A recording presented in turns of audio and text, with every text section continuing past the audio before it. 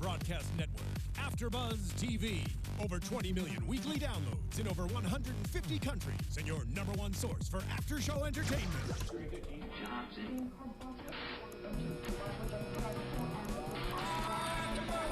AfterBuzz TV, the destination for TV superfans. Producing aftershows for over 300 of your favorite TV shows, interviewing celebrities and showrunners, and bringing you behind-the-scenes exclusives. All thanks to E! Entertainment's Maria Menounos, producer Kevin Undergaro, and internet leader Akamai. Now, let the buzz begin!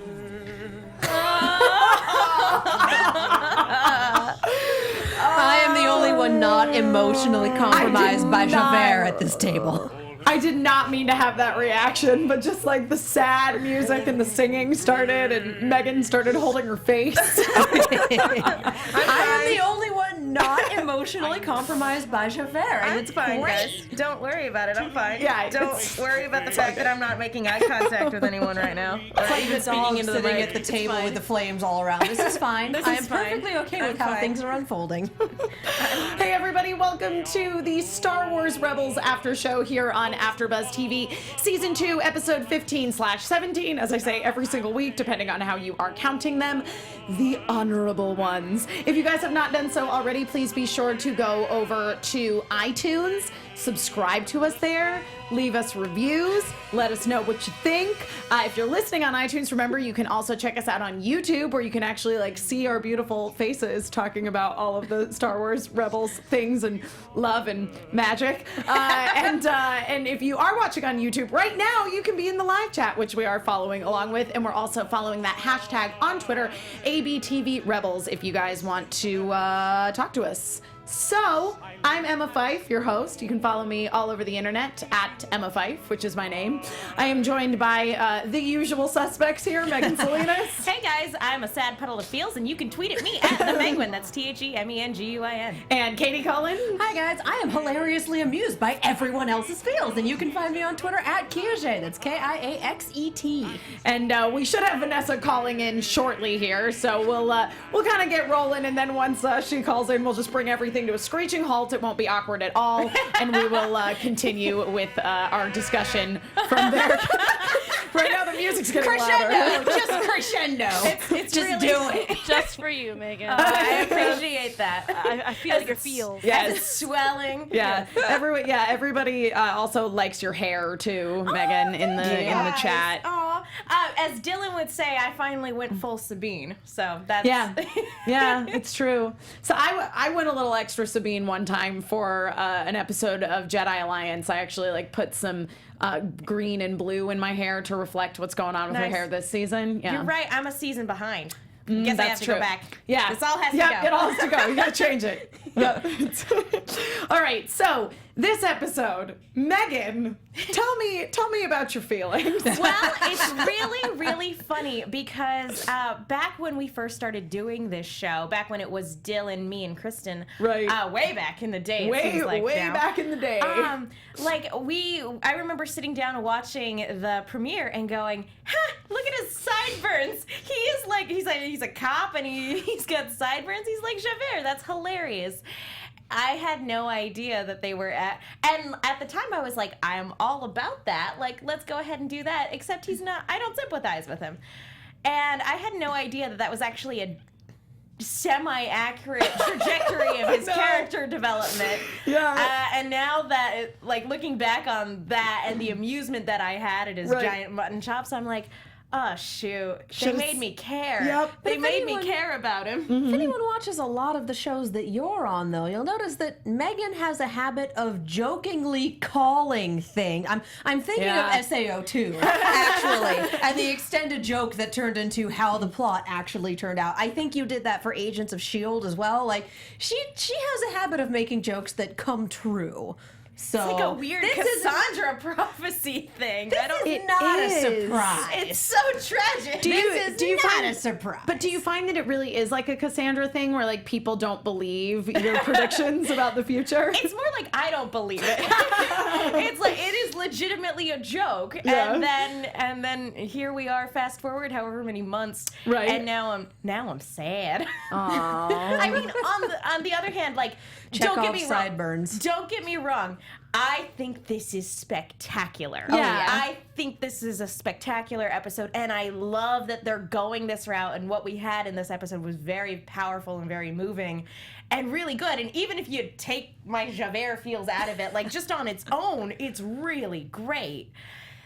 See, I have no Javert feels, and I thought it was really great. So, litmus test. That being said, I don't think he's going to go throw himself off a bridge, but I think he's going to throw himself off a bridge in the metaphorical sense, in that this could turn into a self-sacrificing thing later on. I agree with you. Yeah, I feel like that is a possibility. And Megan Rickards in the chat, I do see you. And yes, you did warn me about this episode, and it was incredibly enjoyable. Yeah, and it was. definitely like struck some chords emotionally. Honestly, this felt a lot more genuine as a Zeb episode than Yeah. the prophecy and finding the other planet and this and that and the other. Like, this actually, I bought this more. I totally agree with you. The thing is, like, I definitely liked that other Zeb episode. Yeah, it was all right. But now seeing this one in comparison, I'm like, oh man, this is the Zeb episode. Well, and Yes. let's be honest, this is the confrontation we've been waiting for since they dropped the whole genocide thing. Uh-huh.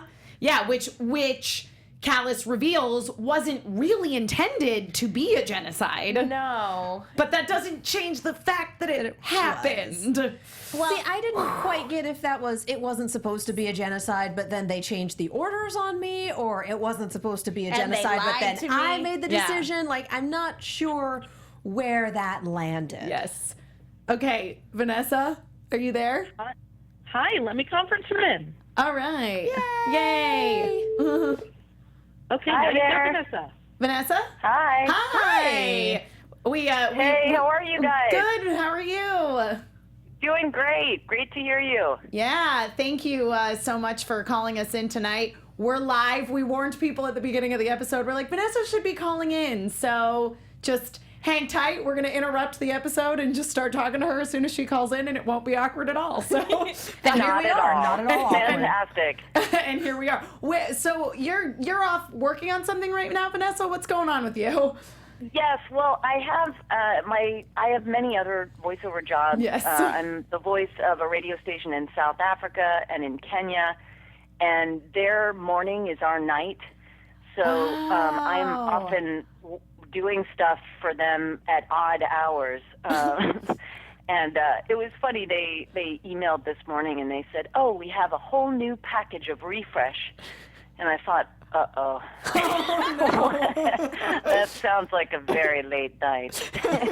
But anyway, I love what I do, so I don't mind doing it at all hours. Yeah. But it makes me less available to my friends in real time, Yes. sort of in person. Yeah. So I miss you guys. I love you, and I'm sorry that I'm not there physically. I'm still in my voiceover studio, so I'm glad that we could tuck this in. I'm so glad to talk to you. Yeah. You're here in our hearts. Yes, exactly, and in our ears, and in the ears Hey. of our listeners as well.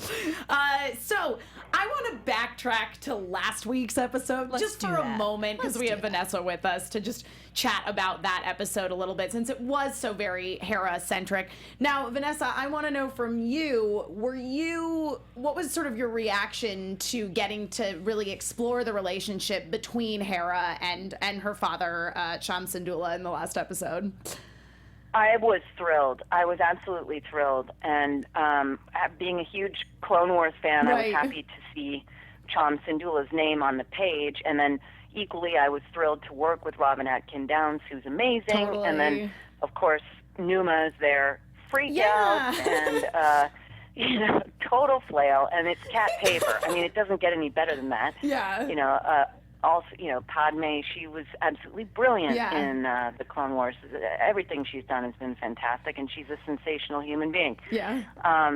so on so many levels, as a fan, as an actor, and also for my comprehension of Hera and sort of why she risks everything, like what exactly has motivated her to sort of fly solo for so long.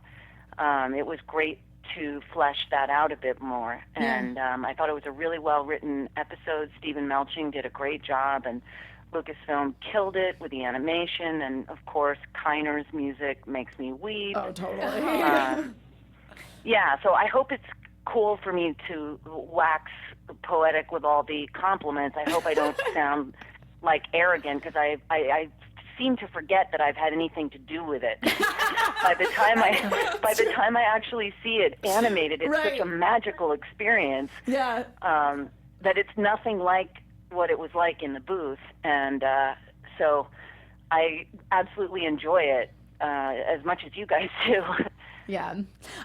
We had sort of a debate last week because we basically took issue with the fact that, you know, Cham referred to Hera as being a child, basically. So we were sort of having a debate as to like how old Hera was when she took off on her own. Did you make up any sort of backstory as to when you think she took off? Well, I get the sense that she left sort of in her late teens. Yeah. Like 17, 18, somewhere in there. And I think he refers to her as a child because she was more of a child the last time he saw her. Yeah.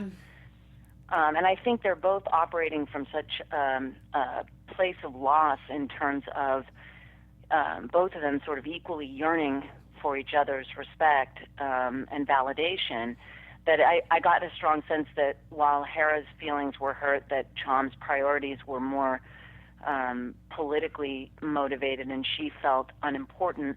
Yeah. That you know, equally he felt abandoned by her, and it broke his heart when she left. So I think he's grabbing at anything to sort of push her buttons, and I think calling her a child is the perfect way to get under a captain's skin. Yeah, definitely. Absolutely. Yeah, and as many people have noticed on Twitter, she sort of lapsed back into her native tongue. We had when he does that, and for me, I just sort of felt that he was triggering such core issues for her that she was almost in her was speaking, and it just sort of took over, and that was the most authentic way for her to cry out for her cause and the worthiness of it, and to sort of try and get him to join the alliance. And his rejection hurts all the more when, you know, he leaves, as she says, you know, I've noticed. Yeah. But I thought it was just a really well-written episode, and Yeah. I loved experiencing it as an actor, and then watching it last week was awesome. Yeah, no, that was a great confrontation, I thought, between she and Cham. And as you say, it did feel very much like he was trying to get under her skin, because, you know, one of the things that we talked about quite a lot on the last episode was the fact that, you know, those two characters, like, at their core are so similar, and that's why they clash. Yeah, I know. I had said in another interview that it's so sad because they really are saying the same thing. Yeah. It's frustrating oftentimes in relationships when people sort of wake up in the middle of it and say, like, you realize we're not actually having an argument. Yeah. You know what I mean? Because they're both about liberating people, but the level of their reach is the only thing that's different. Exactly. And if only they could see eye to eye, it would be clear that, in fact, they're on the same page. Right. You know?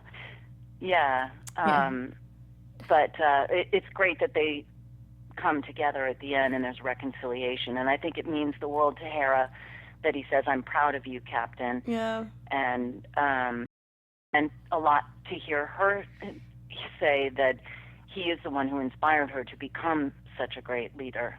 Yeah. And yeah, I think they both felt heard and seen in those moments, and that was very gratifying for both of them, to where they can sort of walk into the future together. Yeah, totally. No, I agree. It was really nice to see the two of them connecting at the end of the episode. And Hassan Yosef, Megan Rickards, and who else in the chat? Gaming Works. Mr. Gaming Works all said that your accent was crazy good.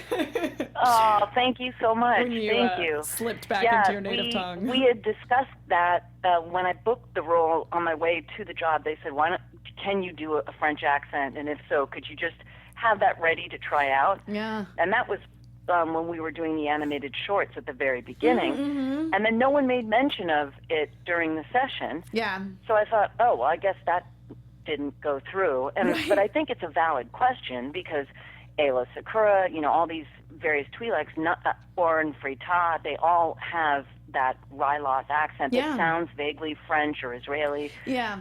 So I think it was something that they definitely grappled with in terms of, are we going to have this person be authentic? Because many kids are coming to this for the first time. They may not have seen the Clone Wars or be aware of that sort of consistent accent with that race, that maybe it's better for her to start off sort of with a neutral accent, and ultimately that's what they started with. And I thought it was fascinating that it came full circle and actually popped out in a moment of rage or, whatever that was, outrage.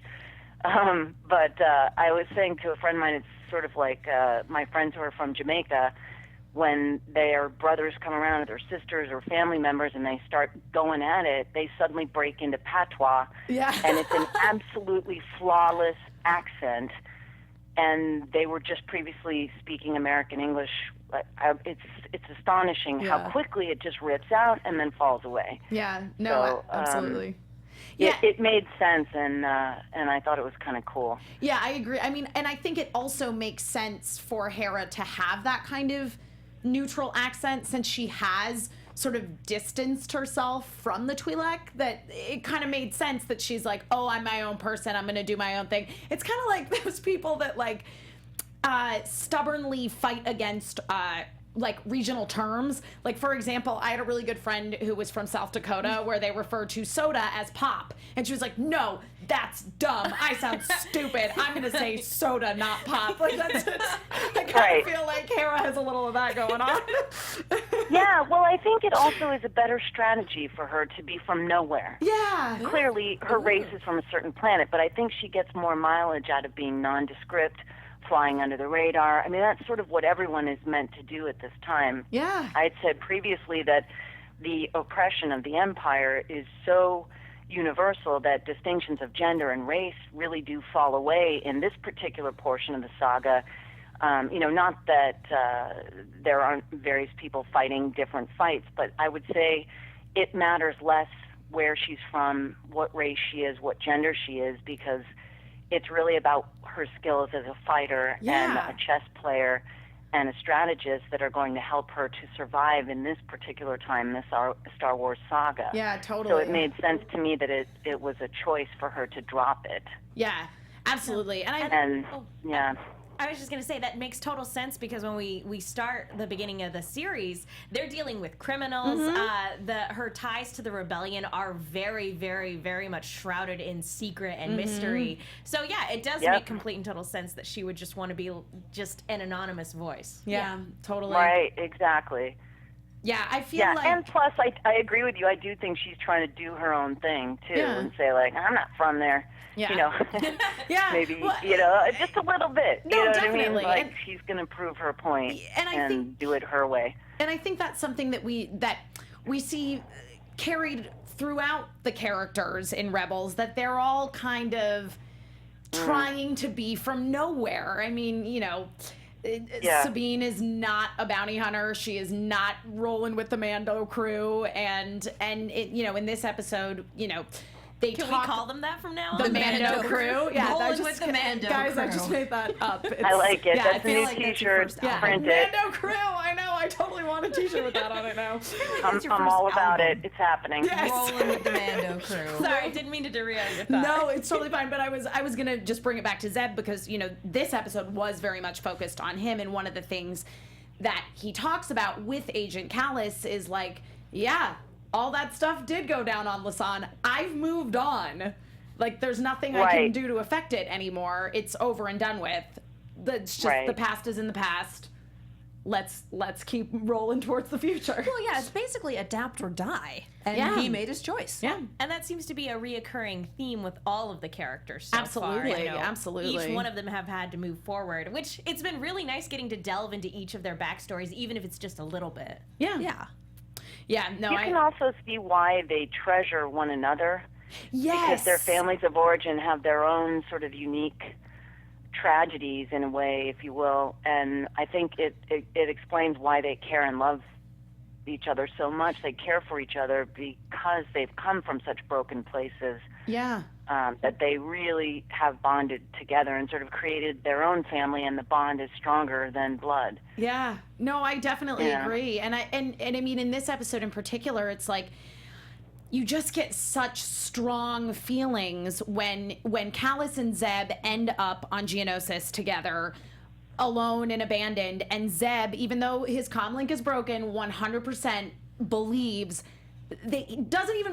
knows that his crew is going to show up and rescue him. Honestly, what really hammers it home is the last few shots, because you have the crew coming down to getting Zeb and being like, we were so worried about you. I knew you would make it. We're so glad you're okay. Let's go inside. It's really cold outside. Yeah. And then when Callus gets back to the ship, he's limping down the hall. No one cares. And he goes into his quarters, which are extremely Spartan, no personalization, no nothing, very military. Like, I've seen military barracks with more personalization than that. The little glowy warm rock is the only personal touch in that room. And we just end the episode with him sitting there thinking about it. Like, yep, you saw what life is like on the other side, didn't you? Yeah. Didn't you? You know what's really weird right now? What? I have not seen the episode that you're currently describing. And while I've recorded it, hold on, deal with this for a minute. Okay. I have read it. I read it. And I recorded it. And I was there when Zeb did every single thing that you're describing. Right. And I have not seen any of what you're describing. And I literally was going, while you were just talking, la la la la la la la, because I have it on my DVR for the West Coast feed in a half hour. Right, totally. And I'm sitting here, I'm like, Vanessa, wait, you don't need to go la la la la, because you've already read it. What are you doing? And then I thought, see, this is exactly this proves my point. Yeah, exactly. That I'm like I feel like a total noob, and I have no idea what you're talking about, because it will be so different from anything I could have imagined. I cannot wait to see the episode in a half hour. Yeah. And how Isn't that weird? I get it though, because you guys know more than I do, okay?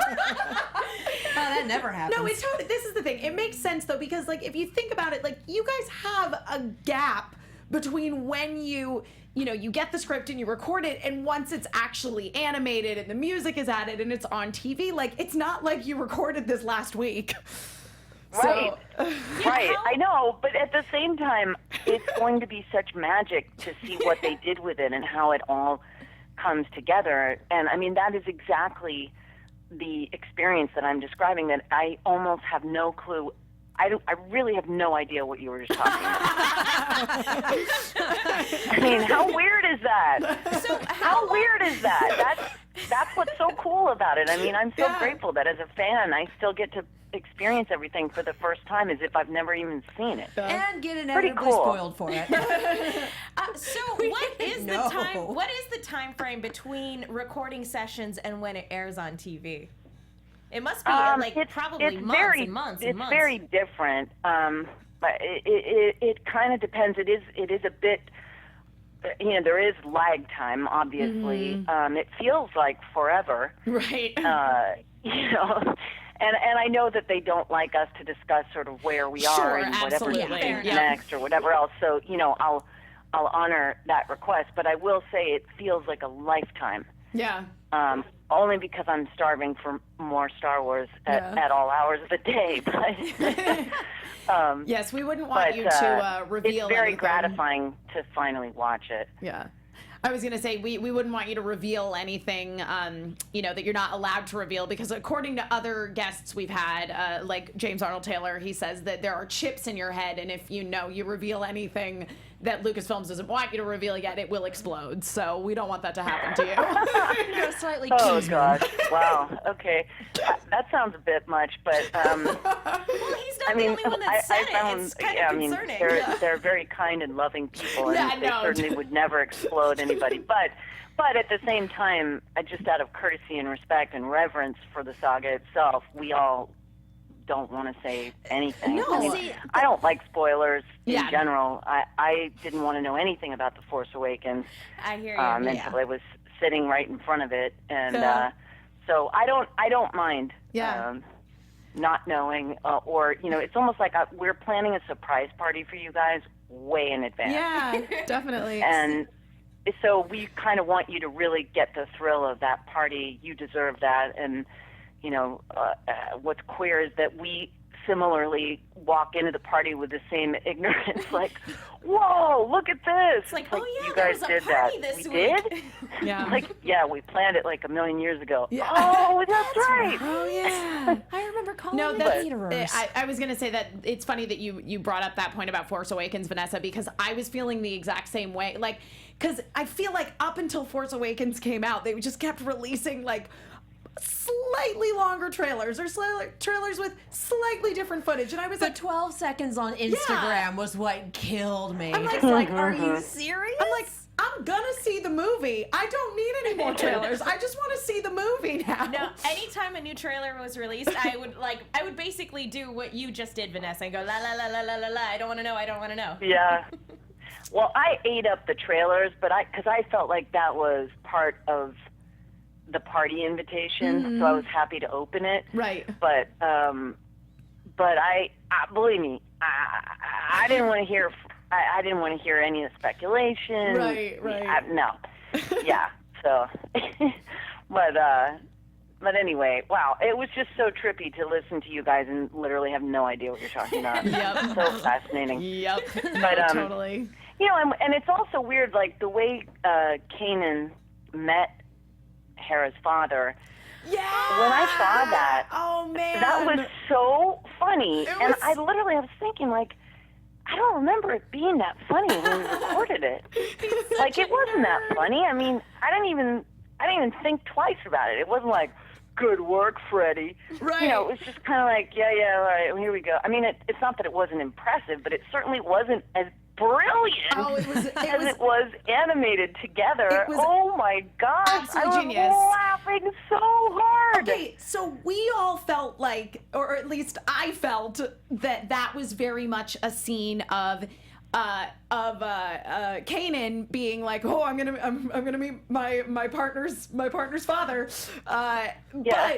But there was some debate as to whether he was actually a little bit of a Chom fanboy.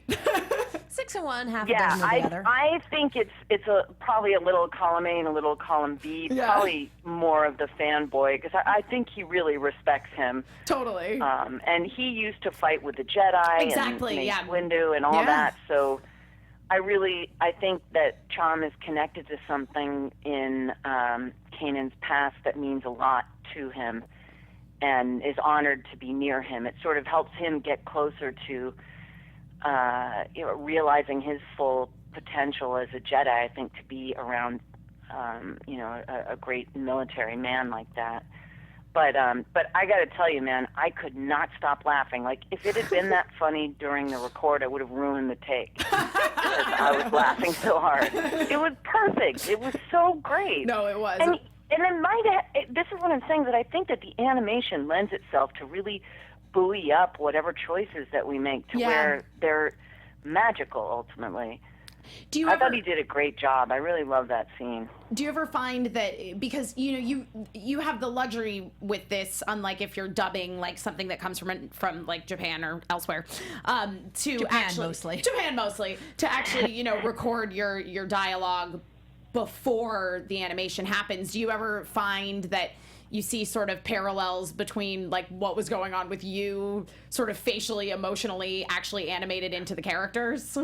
Yes, actually, I do, and that's what's kind of interesting. They have video cameras on us for certain sequences, more so in season 1 when they were really trying to get our characters' animation, absolutely perfect. And then when new characters come in, they tend to focus on filming the actor, recording that just for sort of facial movements, gestures, whatnot. But I feel like they really do look a lot like what the actors look like when they were recording. It's really interesting. All kind of spooky, but really cool. Yeah, no, definitely. Yes. So something that's not really a spoiler for you, Vanessa. Just we can talk a little about Geonosis. Because well, no, you don't have to worry about spoilers. Go for it. Okay. I mean, it'll still be new to me no matter what you say, and I don't need to put the kibosh on, the breakdown. Do what you got to do. Well, so basically, a lot of the action of this episode takes place on not actually on Geonosis, but on one of its moons. And Geonosis, of course, was it was actually the site of the very first battle in the Clone Wars, the Battle of Geonosis, and then eventually the planet was heavily mined, and the entire population was wiped out. And eventually, this is where the Death Star is going to be built. So there was a little tie-in there, which was pretty cool. Bit of Yeah. Hey, you guys remember this thing? So yeah, the majority of the episode, of course, is about these. That's a nice callback, like in a number of ways, but mostly I think because we're getting Rogue One at the end of this year. We are. So that'll be fun. Which, just like Hera, actually has a female captain, it sounds like. I know. And that means so much to me. Yes. I had no idea. No, absolutely. Actually, that's one thing that I know I've talked about on this show before, and I know I brought up the last time I guested on Jedi Alliance, that, one of the things that's so wonderful about watching the Star Wars animated series is that you get the chance to be exposed to things like really powerful female Jedi and women in general. Women in general. Let's be real. And like lady captains before they appear on the big screen. Yeah. I mean, definitely, and that was true in Attack of the Clones. In that particular, the first battle. Yeah. I mean, there's Shakti, Luminara. Yep. Ayla Secura. Yeah. There were Barriss Offee. Yeah, I was gonna say, wasn't Barriss Offee in that battle too? Oh, Barriss. Yeah. Lego it Star was a Wars showdown, even. people. Totally Everyone was. was invited. Yep. Yeah, no, I'm definitely looking forward to Rogue One. And that's actually one thing that people are sort of predicting might get some, or hoping rather, that we might get some like Rebels Easter eggs in there, because timeline-wise, I think that would make sense. I would be gobsmacked if I'm they even excited. go I there. have no clue. I sure hope so. I know. It could happen. I mean, it really could. Yeah, I don't know. Yeah. I'll be You guys may know more than I do. They've been working so hard to keep them so separate to avoid spoiling either one. I will be very surprised if they tie them together at all. Until after the fact. Like this season, we know we're gonna get a Kylo Ren-esque lightsaber, but we never got that from any of the hints of the trailers before Force Awakens. That's 100% true. You're right. But I doubt that anything from any of the series will show up in any of the movies, because they can't afford to tie it down like that. Yeah, I was going to say what I think would be more likely would be to see something from Rogue One in a future season of Rebels, much like you say, Megan, that we're seeing that Kylo Ren style lightsaber at some point. We have no idea when. It was in the trailer, I'm assuming this season. Yeah. At some point in our lives. Yep. So just getting back. What a great time to be a Star Wars fan. It is. It's a great time. It really is. It like in the age of binge watching. Yeah. It's just a festival of binging. It's just fantastic. Yeah. We are insanely so happy. Yeah, no, it is. It's a great time. And like a great time too, I think, to be a young person being introduced to Star Wars. As you say, Vanessa, there are a lot of young kids who are watching this show that this is absolutely their first exposure to Star Wars. And thank goodness it's a good, solid cartoon where actions have consequences. It is, and I sort of want to get back to some of the issues that they deal with in this episode of those sort of opposing views of what Callus believes versus what Zeb believes, because you have that trope of, okay, two enemies stranded on a planet that's out to get them because it's freezing cold, and there are these giant dinosaur monsters with axe heads that look like the monsters from Pitch Black, they only do. like scaled up a little bit. And so they have to work together, otherwise they all gonna die. They all gonna die. What I really liked and what I think kind of crystallized that was when they were talking about Callus's weapon, and Zeb calls it a trophy, and Callus goes, "Nah, I beat a guy up and then he gave it to me." Yeah. Like, oh, that's our warrior culture. Yeah.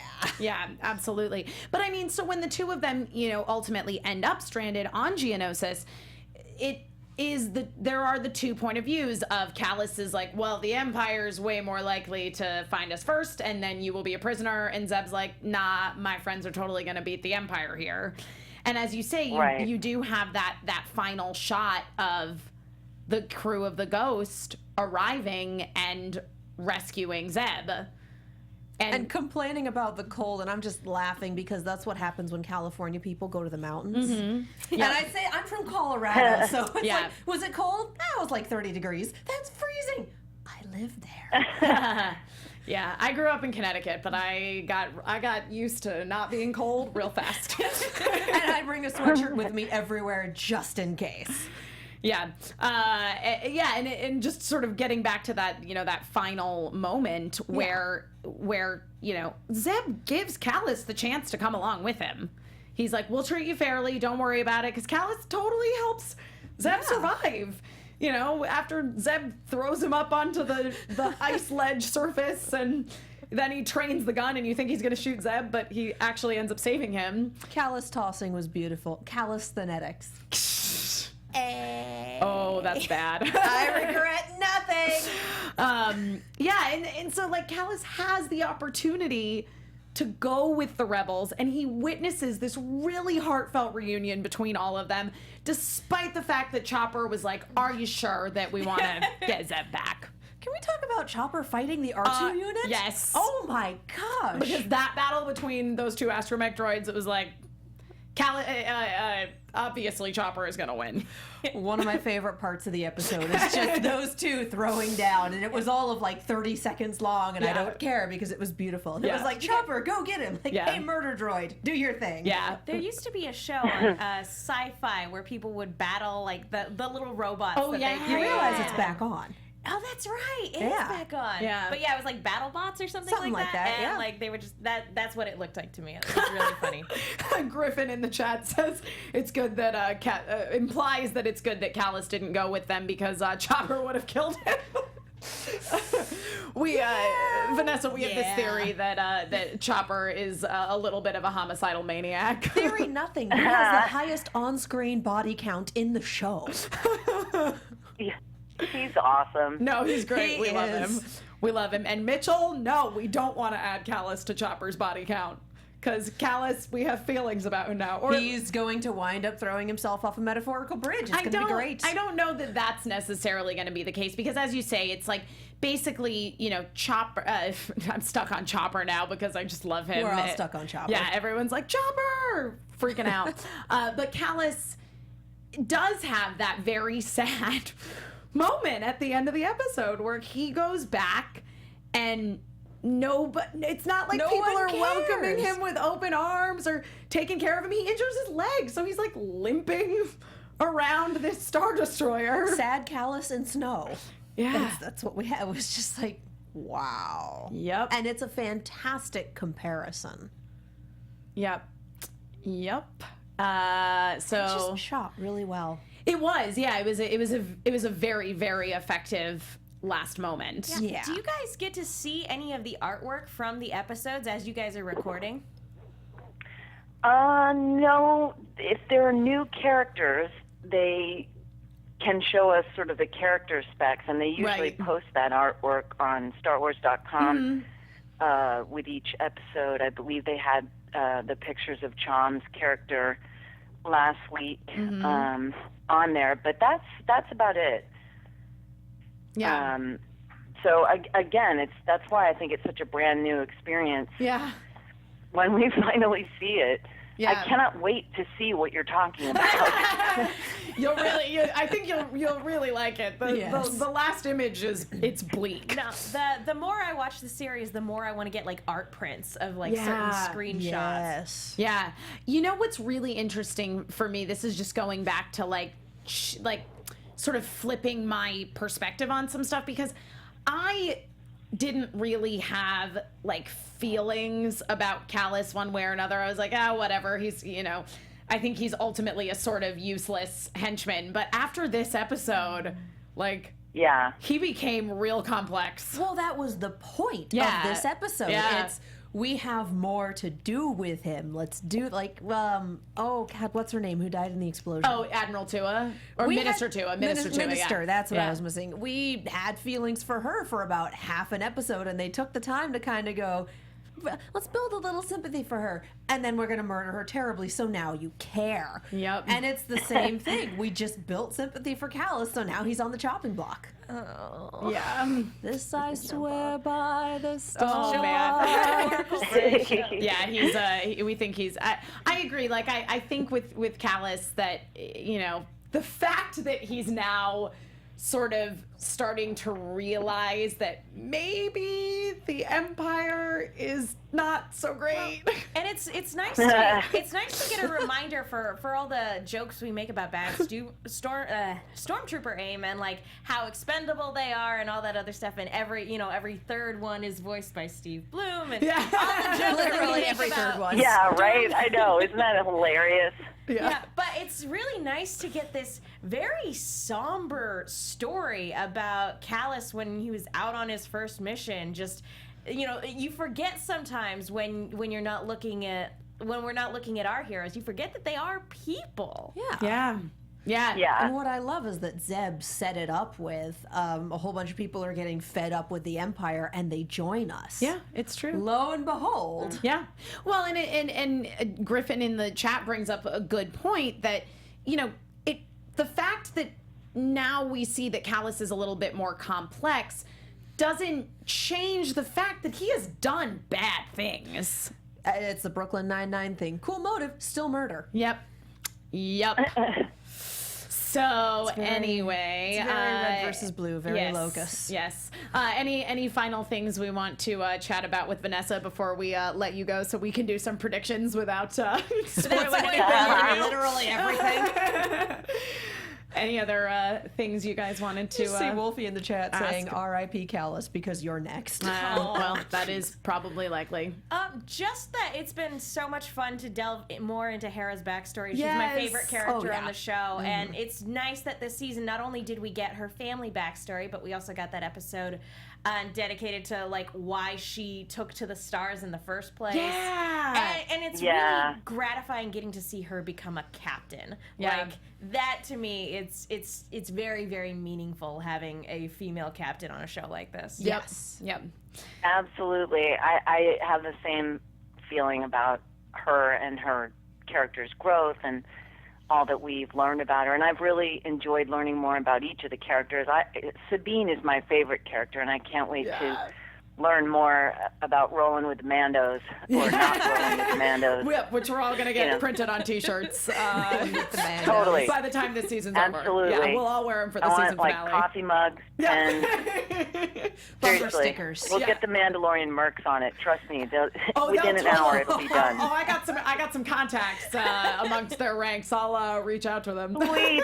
Rolling with the Mandos. Oh my God. Well, thank you so much, Vanessa, for calling in. We're sorry you couldn't join us in person, but you know what? We'll take what we can Next time. get. Yeah, Next exactly. time. Another time. Thank you so much, Yeah, you guys. Thanks for absolutely. being flexible, and I really wish I could have been there. And keep up the great work. Oh, I thanks. love what you guys are doing, and it's such a great forum. So Yes. thank you. You're welcome. And just Thank you. real quick before you go, for listeners who aren't going to see Lower Thirds, where can people find you and find out more from what's going on with your life? I'm on Twitter at Van Marshall. Feel free to tweet at me there. On Instagram, I'm Vanessa Marshall 1138. And on Facebook, I'm not sure what the URL is, but surely if you search for me, you can find me on Facebook as well. And you can learn about all the other groovy things that I'm up to. Awesome. All right. Thank you so much, Vanessa. Thanks. Have a great night, you guys. Thank you. too. Take care. Bye. Okay. Bye-bye. I'm waving like she can see me, but she can't. We all are. All right, so let us dive into some very quick predictions because we do need to wrap things up here. Your AfterBuzz TV predictions. Ooh, I like that quick one. So next week looks crazy. The Inquisitor. Jedi Temple, Inquisitors, Yep. getting a specific promo for the first time in a month. Yeah, exactly. That was a little wild. Totally excited about it. And Ahsoka. Yep. I think And Yoda. I think we were precisely right when we were talking last week about this episode, that we got this week, Yeah. being the moving forward Yep, point. totally. Because as much as I've enjoyed like all of the stuff that's come before, yeah. this is like it's almost like we were on pause Yeah, I agree. with the Inquisitors and everything like that, and now with this episode moving forward, we are in like deep character Totally. development and story-driven stuff. I was gonna forward. say- Things are about to get real. I was going to say this was definitely the catalyst where it was like still definitely a character building episode, but we were propelling that plot forward. And obviously we're going to get into some very serious conflict next week. And I am so excited about it. Just so great So- to have those Inquisitors back. I know. Yes. Unfortunately, that is our time, so we need to wrap things up here. Katie, where can people find you on the internet? You can find me on Twitter, Tumblr, and Instagram at Kiaxet. That's Kiaxet. I'm also on Snapchat at Kia Prime. I'm on many of the shows. Arrow is later tonight. Robots in Disguise is back this Sunday night, you guys. And Blind Spot will be back on Tuesday. Awesome. Megan Salinas. You guys can tweet at me at the Menguin. That's TheMenguin. I am also on a bunch of shows here at AfterBuzz. I write articles for the movie Chick. That's Chick with 2 Ks. Be sure to check those out. And I am Emma Fyffe. You can follow me all over the internet at my name, Emma Fyffe, EMMAFYFFE. That is all F's as in Fred, no S's as in Snake, if you are listening and confused. I do a bunch of shows here at AfterBuzz TV. Follow me on Twitter. You'll know about everything I'm doing with my life, both at AfterBuzz and otherwise, because I really like Twitter. Thank you again, guys, so much for joining us. We will be back same time, same place next week talking more Star Wars Rebels. From executive producers Maria Menounos, Kevin Undergaro, Phil Svitek, and the entire AfterBuzz TV staff, we would like to thank you for listening to the AfterBuzz TV network. To watch or listen to other after shows and post comments or questions, be sure to visit AfterBuzzTV.com. I'm Sir Richard Wentworth, and this has been a presentation of AfterBuzz TV. Rolling with the Mandos. The views expressed herein are those of the hosts only and do not necessarily reflect the views of AfterBuzz TV or its owners or principals.